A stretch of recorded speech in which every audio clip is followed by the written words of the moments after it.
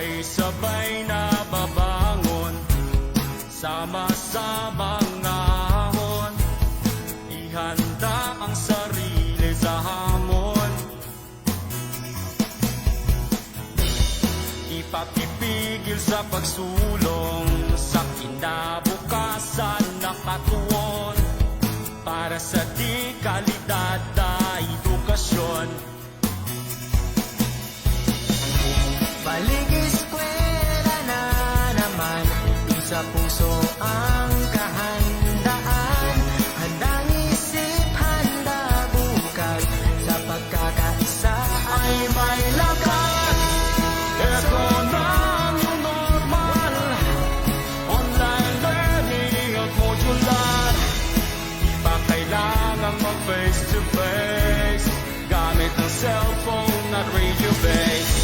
Yakapin na ang pagbabago, pahirapan, kaya natin to. Lakasan ang iyong loob, sa bagong normal, sa bagong mundo.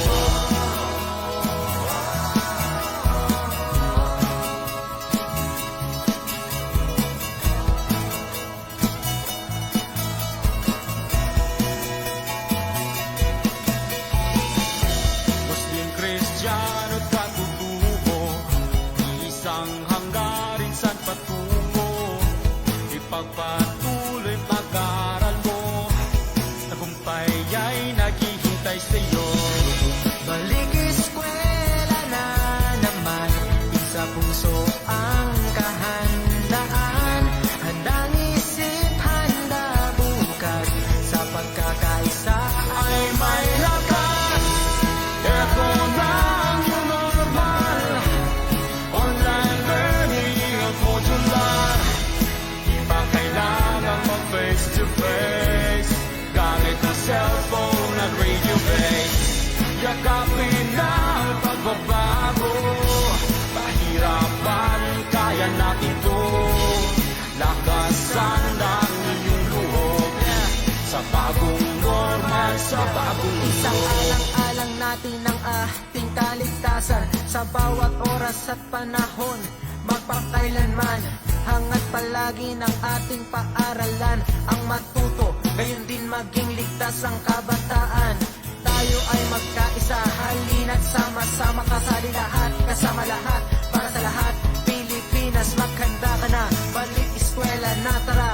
Tayong lahat, sabay-sabay, Pagkakaisa ay may lakas. Ito na ang new normal, online learning at modular. Di pa kailangang mag-face to face, gamit ang cellphone at radio base. Yakapin na ang pagbabago, pahirapan, kaya natin to.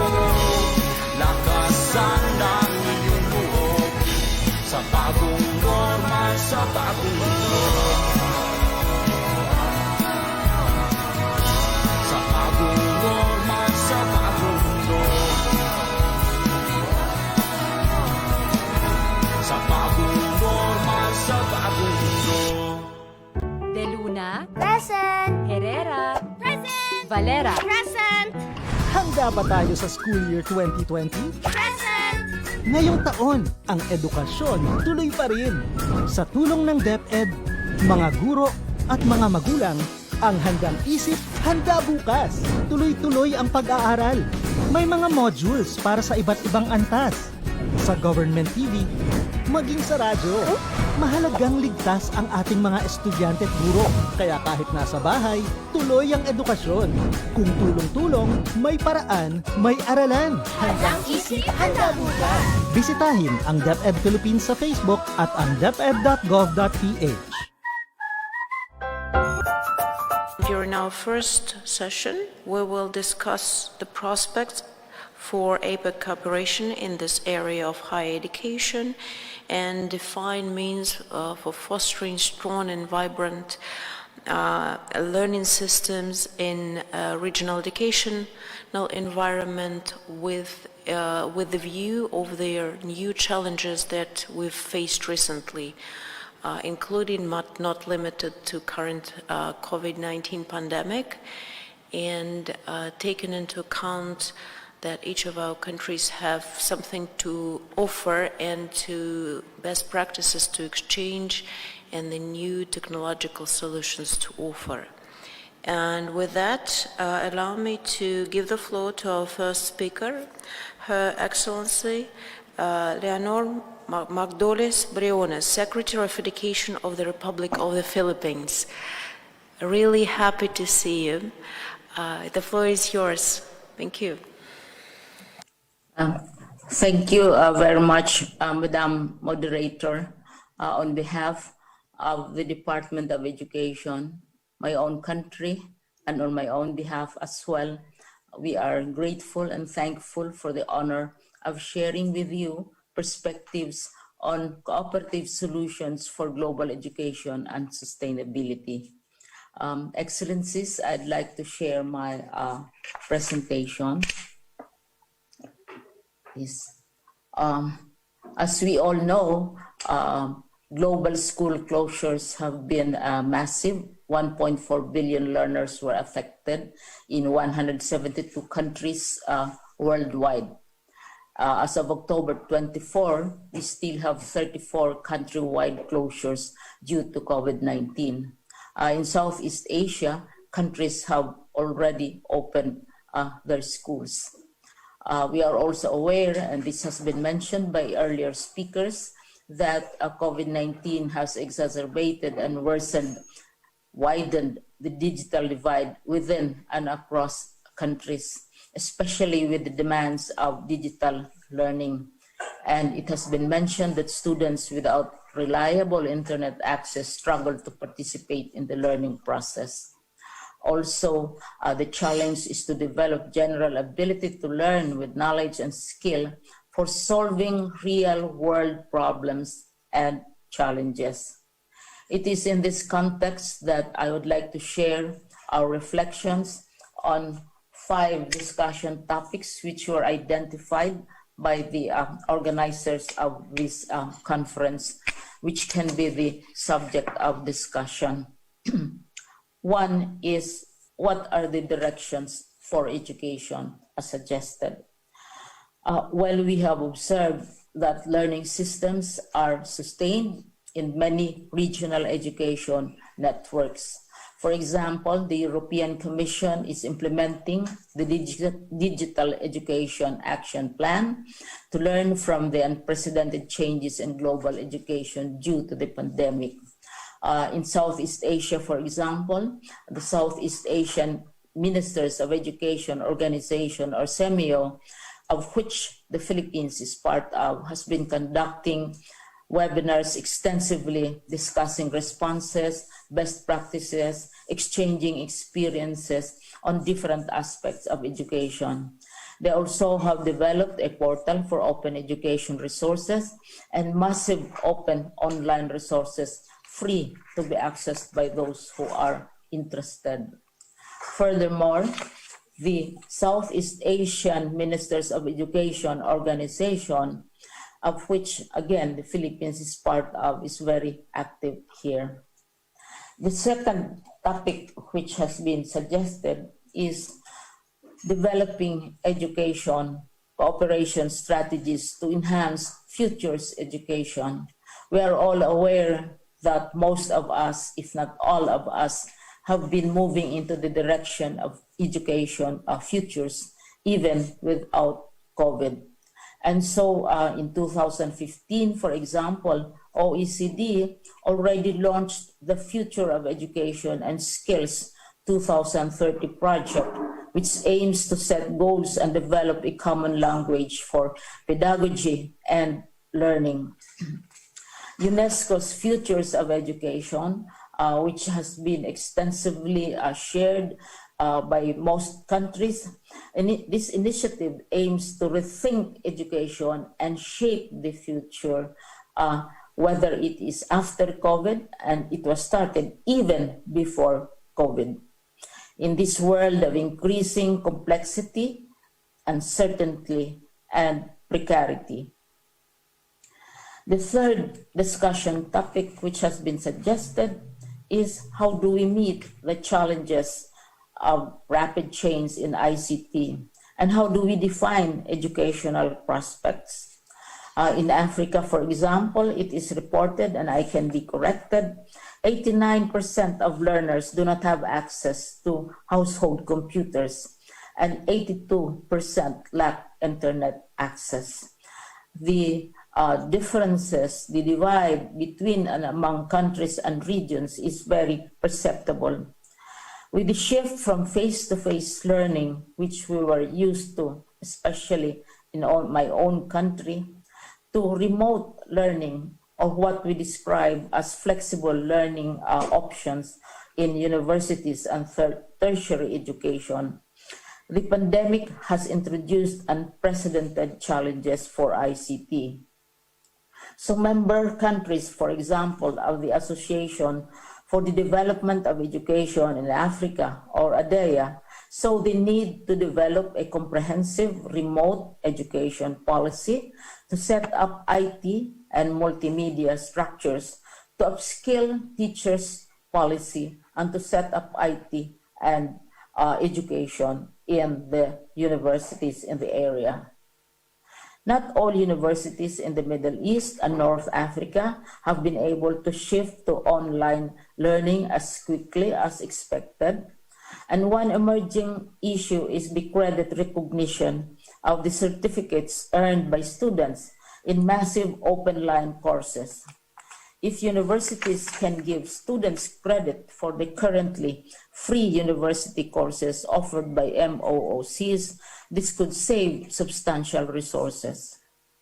A fourth topic for discussion which has been suggested is how do we encourage talents and facilitate international practices of exchange.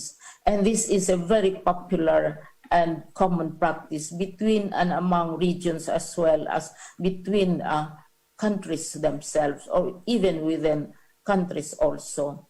But COVID-19 has severely affected the movement not only of students, but also of professors, also of those who are setting up ICT structures, and has put many of these practices to a full stop.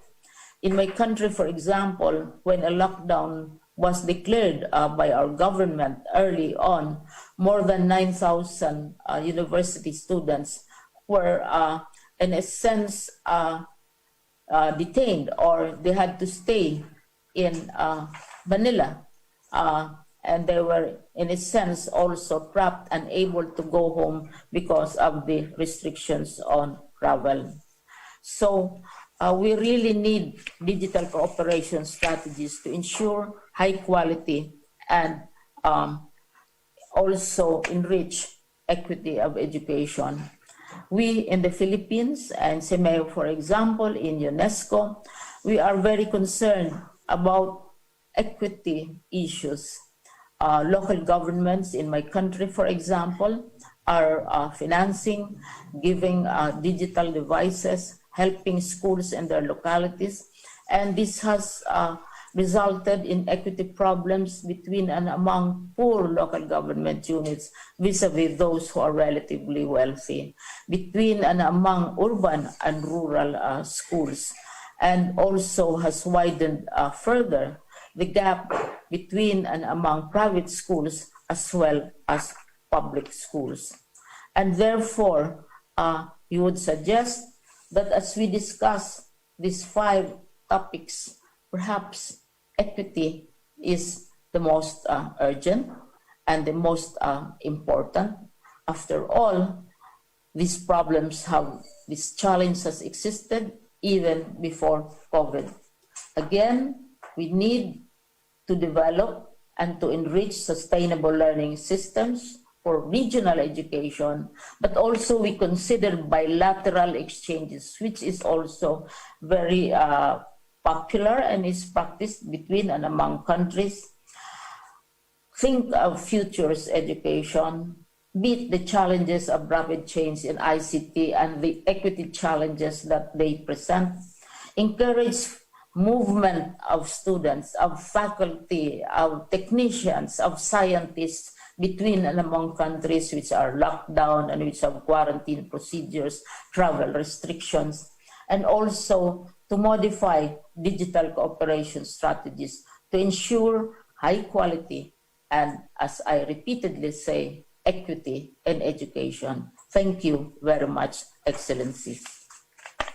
Thank you so much, Your Excellency. Indeed, a very deep speech, and you've raised a number of very important points, including the ones of how much, with what difference we all entered into this challenging times, because you've mentioned that while the countries of the north, like Switzerland or Austria, have less problems with regards to offering their students digital education because they don't have such a huge gap in terms of offering access to internet, to having the computers in families, in schools.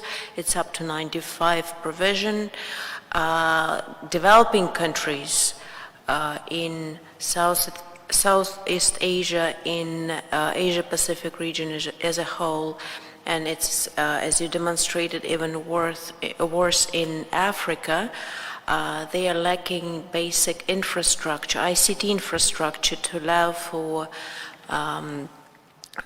necessary inclusion for the kids to continue their education. And it's an extremely important point. It adds to the topics that we're discussing, and this also has to be raised and tackled as one of their priority issues. Thank you for that. And also you've mentioned a number of documents and concepts adopted by OECD, elaborated by UNESCO. Definitely APEC has to be also ahead with such work, because there are also specificities offered for Asia-Pacific region that needs to be attended by our regional community. That is why we also need to look more into those issues. Thank you so much once again.